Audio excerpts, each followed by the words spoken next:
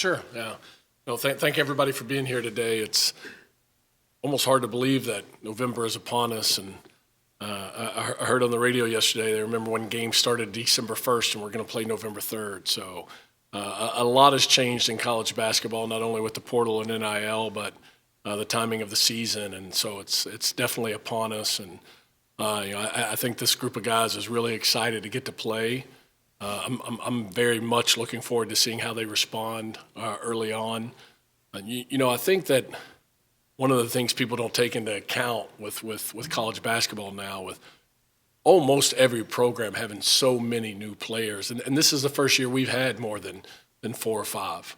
I think there's a lot of learning that has to take place. There's a lot of defining roles that has to take place. I would argue that every guy on our team, even if he's returning, like an L.J. Wells, who's been a really good player in the Horizon League, that they're either in a totally different role as a returner, or everything that we do and expect of them is new.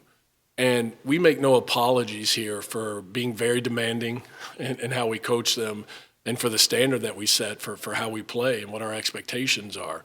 And quite frankly, that's greater than any of these guys that have not been in our program have experienced. And so I think, the thing that I'm most excited about with this group is how they continue to respond to that with the challenges of the games coming. And so we're really excited about this team. I think we've got really good length. I think we're a little more athletic than we've been from top to bottom. I think we've got potential to have really good depth as we develop some guys. And so looking forward to getting started next week. Kael, talked about demand. Has it been more than I thought it would be?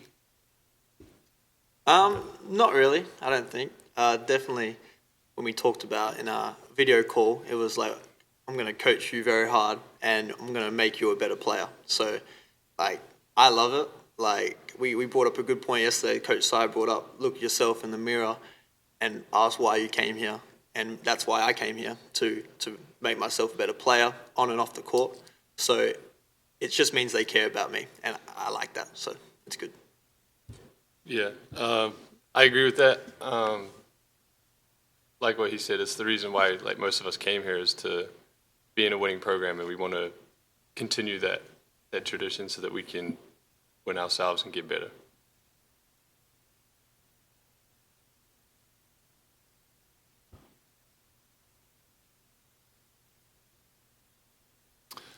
Yeah, I think not that this is necessarily new, but I think it's more prevalent now with the portal and all the recruiting that you do in the spring in such a short period of time, that we look at it like any foreign player is. It's just another pool to recruit from, right? Another source, so to speak, in recruiting, and some of that's a little misleading. Obviously, Kael's from New Zealand, but he's been in the States 4 years playing basketball here, and has gotten a little bit more accustomed. We hear way more interesting things from Ethan than we do Kael, because Kael's been Americanized a little bit. But I just think it's another pool to recruit from, and I think it's a great fit. I mean, you take a young man like Ethan. Here's a guy who's been out of school a few years, been playing in the essentially kind of the development league in Australia, and wanted to come over here and, as he said, get better and be a part of a winning program and develop his game, for his future. And so I think you're going to see a lot more of it moving forward. I think it's really beneficial for a lot of foreign players. I think it's really beneficial financially for the guys that are going to the Power 4 schools relative to maybe where they might be on their European or other places teams. And so, we like it. And I think there's a maturity level a lot of times that comes with it. Wama Ruiz is a young man that's not even 19 yet, but he's 6'9" with a 7'1" wingspan. We're probably not going head-to-head with schools in the States and getting a guy like him. We think he's got a really bright future here. So we really enjoy it and think it's really a great resource for recruiting. I got a couple for players starting with ULJ. In mid-major, very rare retention. There's a guy going 4 years, and fan base like who craves a guy staying here for 4 years. It's really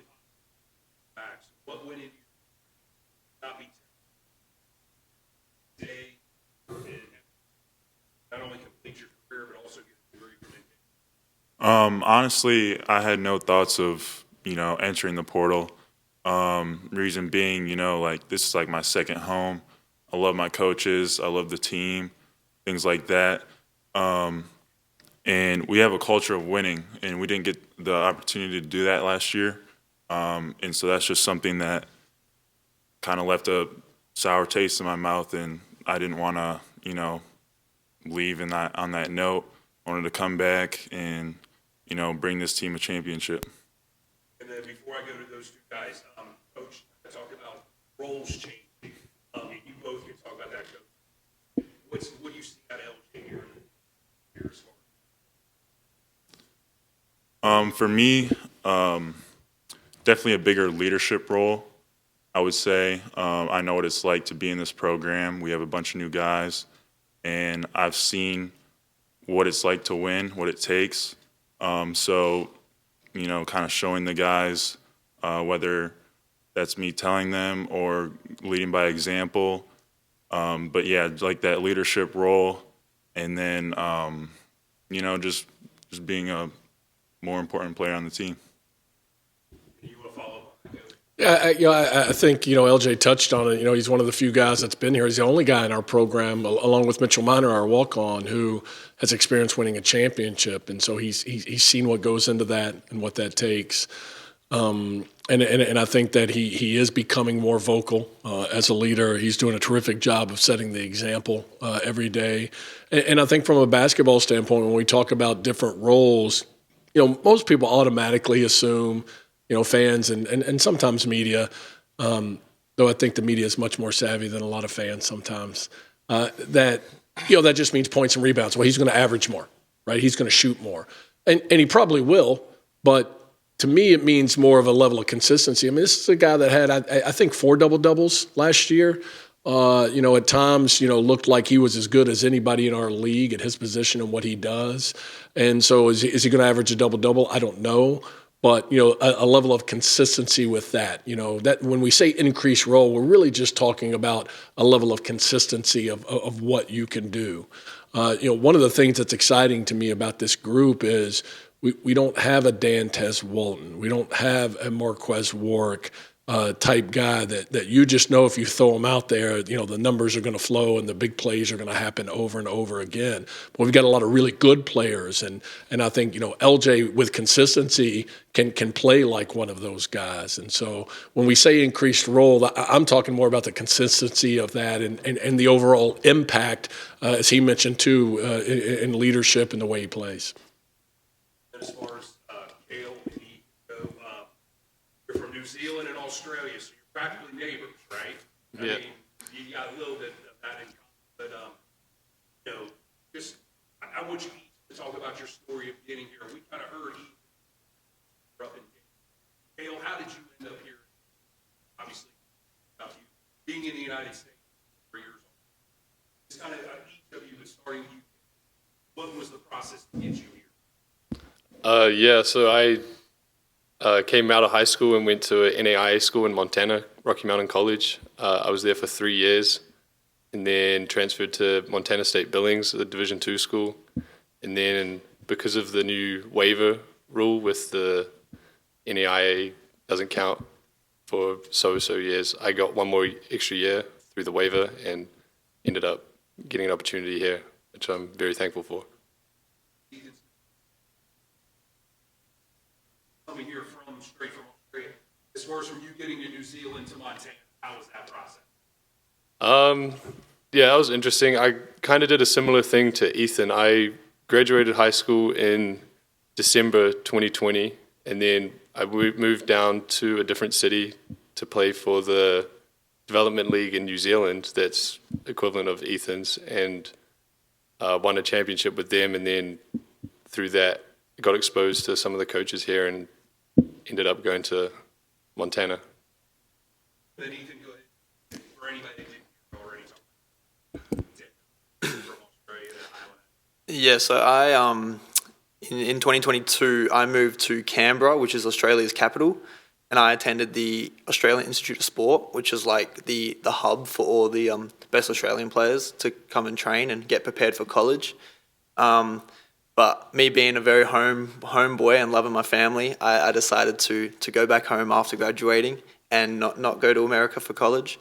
And I was playing in the semi-professional league for my home club, Warwick, and then made the move to Joondalup because I thought that was the next best thing for me. And then, I just growing up a little bit, I decided that, it's time to, I had a little pause in my career that I thought in Australia I wasn't really going where I wanted to go. So I just asked a question. I was like, can we do it? And it came up pretty quickly, and I got a few calls from coaches and stuff. But it was no question that NKU was definitely the best place for me to succeed and make the next level. So, yeah. Coach, just talk about them guys as players, their role here.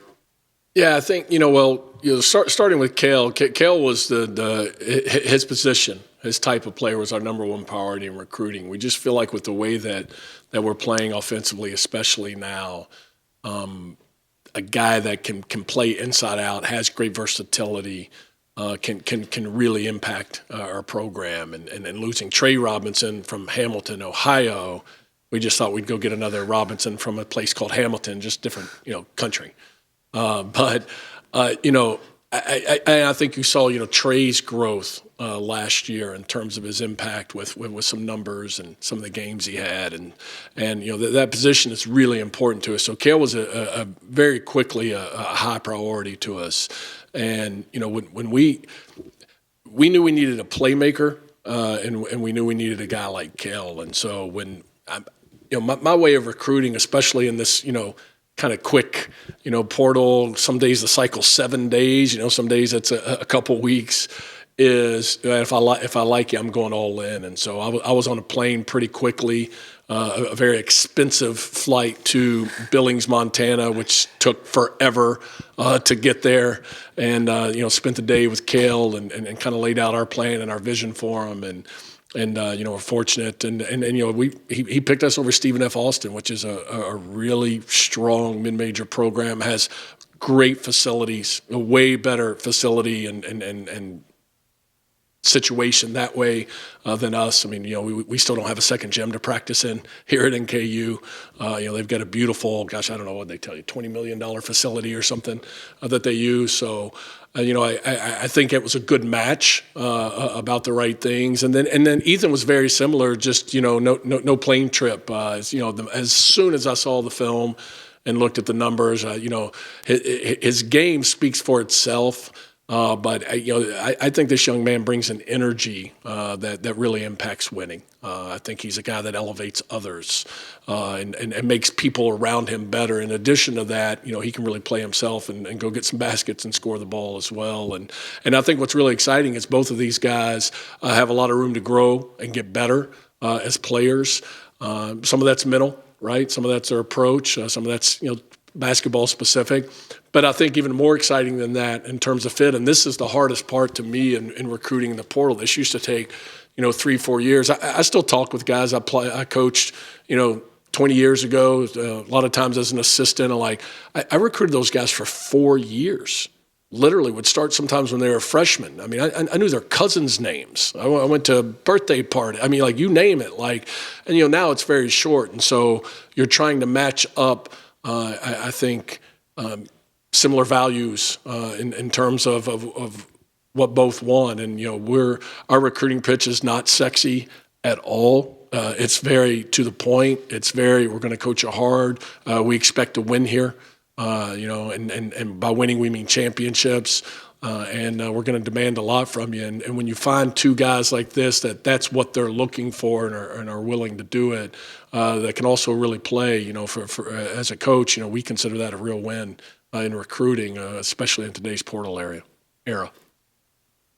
Coach, you played 2 exhibition games. What did you like about what you saw on those? I like our length and athleticism. I like how fast I think we have to play. Every coach stands up here and says, we're going to play fast. You guys have probably seen the meme deal of all the cuts from the press conferences in the spring with the new coaches. We're going to play fast. We're going to play fast. The truth is you play as fast as your roster allows you to.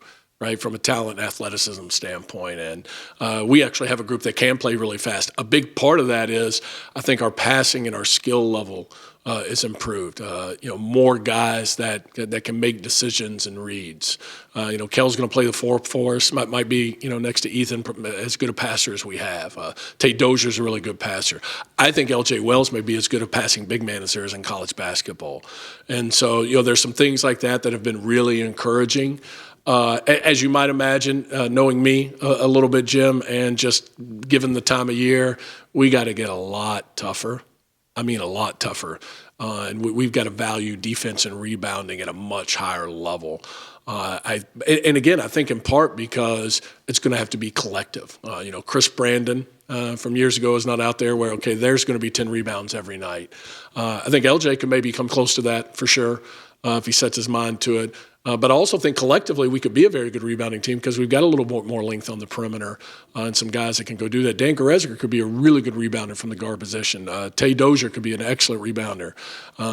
I would argue Donovan O'Day's as good an athlete as we've had since I've been here. I mean, a dynamic physical athlete from the perimeter. But we've all got to be committed to rebounding at a high level as well. And so I think probably in all of these press conferences around the country, you're hearing those same things because those are things that take some work and they take some time and some commitment and some understanding of the level and intensity that it takes to be good on that end. And so all that said, I think we have a chance to be as good defensively as we've ever been since I've been here because of that personnel. So it'll be exciting to see how this group grows.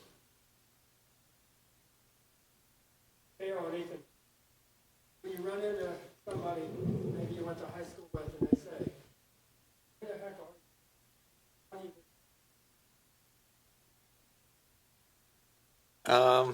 That's a good one. I mean, I wouldn't really describe.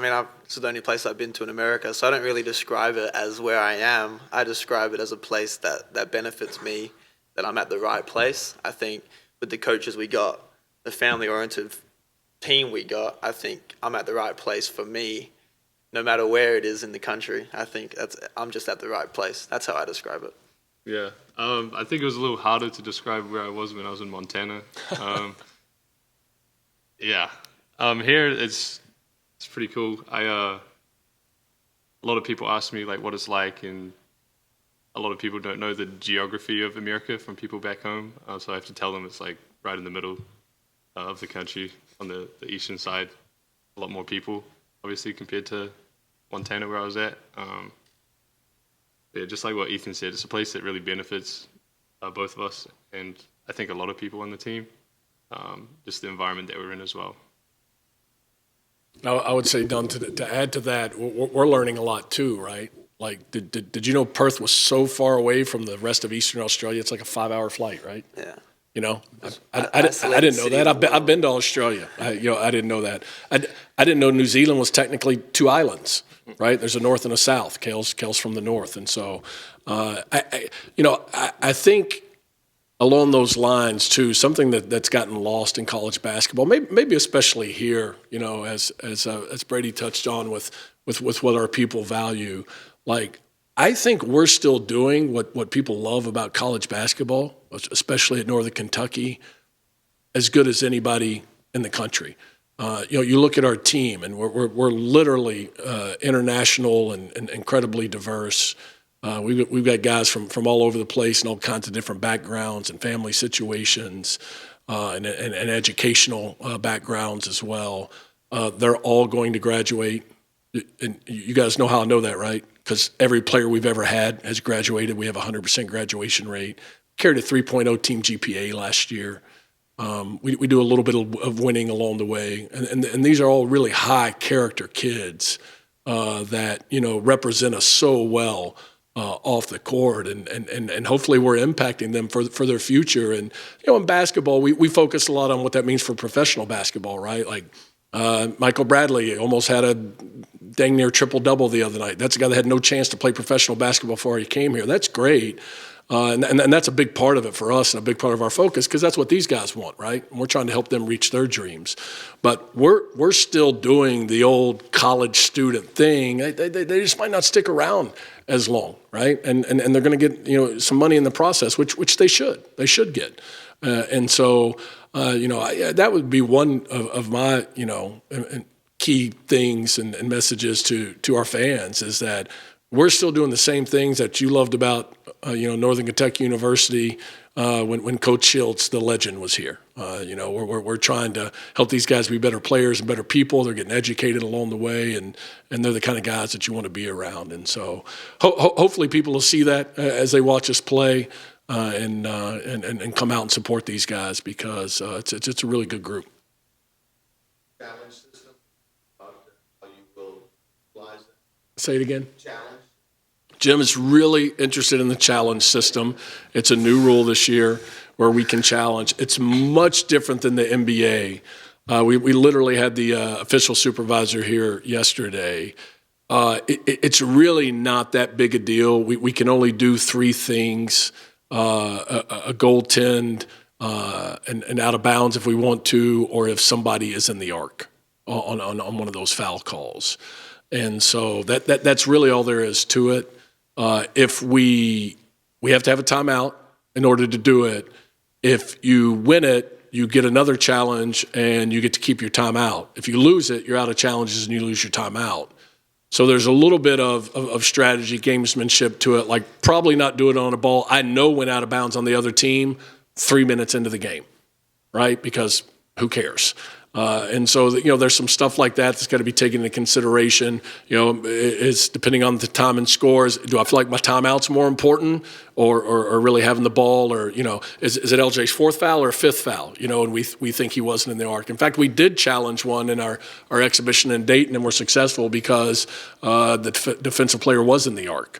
And so, I think it's maybe not as impactful as people think it's going to be, like the NBA. I mean, the NBA, when they go back, they review the entire play. They'll change everything about the play.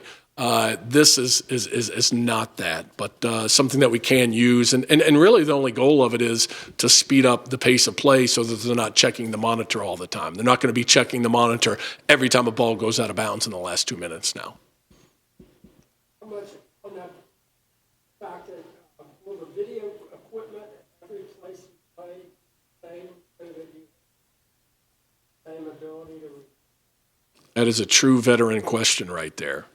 And no, it's not, and it's a problem. And it's one of the challenges that we have, especially in our league, where I think 6 schools have the video system that you need. I can't call the name of it off the top of my head. DV Sports, maybe? Is that right, Madison? DV Sport, mandated by the league to purchase, but to be purchased within a certain time frame, right? And, some people purchased it right away, some didn't. We do not have it. We do not have it. And strategy-wise, that is one of the things that's going to make a big difference, because if you don't have all the proper angles, it doesn't matter if you're right. If they can't see it on the video because they didn't get the right angle, you're not going to win the challenge, and you're going to lose that. And so that is going to be a consideration and a potential issue this year for us in league play specifically. Won't be at the power schools, won't be in the NCAA tournament. But now, and the other part of that is the video feed, right? Because, like, for example, the other night, the way the rule works, you have to make the challenge before they officially call the timeout. Ours happened right before media. So before the official officially goes to the table and says, start the media timeout, you have to have your challenge in. And so you're over there watching the video, and how many angles can you get to? How good is the feed? How, all of that. So that absolutely is a consideration with the rule this year until everybody is on the same page with the correct video system. Are you going to have to scout video opportunity before the game? I mean, are you going to? Yeah, no question. And I think do our best to try to get a trial run. The other night we were able to feed into the actual arena feed and have the computer on the bench and be able to show it. Our manager that pulled the video up was very proud of himself for pulling it up. I told him he wouldn't have been as proud if the challenge had been wrong. But it's, there's a lot of that kind of stuff that goes into it. And so, it's not as simple as, oh, cool, we're going to get the challenge and it looks just like the NBA. It's a little different than that. And again, I think there's some strategy to it late as well. And what's most important to you? What do you value the most? That like the only way right now that, and we've still got, a week or so to make some decisions on it. But the only thing right now where I would use one early, I think, is, if LJ Wells is about to pick up his 4th foul in the first half, and we don't think he fouled, and we think the video says he didn't foul, I might challenge that to keep him around. I'd rather have him around in the game late than I would, a challenge on some call, if that makes sense. But other than that, I don't know that there's a lot of reason to use him early. All right. Thank you, everybody. Appreciate it. Thank you.